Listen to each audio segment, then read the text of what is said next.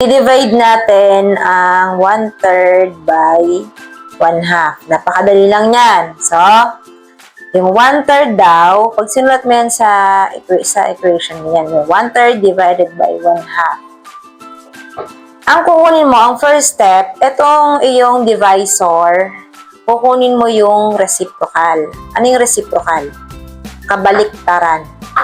So, kung 1/2 yan, baliktarin mo, magiging baliktarin mo, yung yung denominator, magiging, hindi, yung denominator mo, magiging numerator.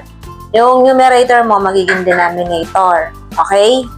So, ganyan. So, 1/3, tapos pag kinuha mo reciprocal, 2/1. Then, etong division symbol, magiging multiplication na. Okay?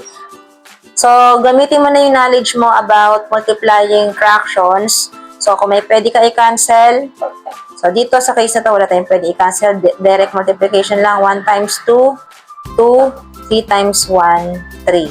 So, ito na yung final answer. O, di ba madali lang? Nakuha mo? So, una, ang gagawin mo, kukunin mo yung reciprocal ng divisor. Ano yung reciprocal?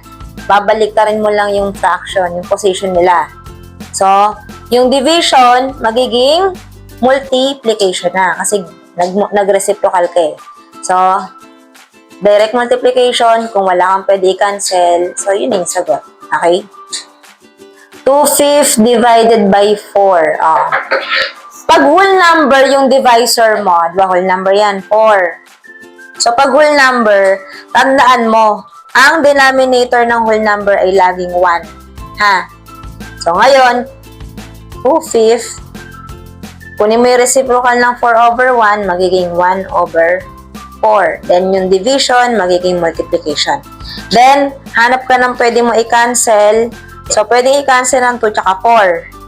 So, 2 tsaka 4, pwede silang i-divide by 2. So, ito ay 2, ito ay 1.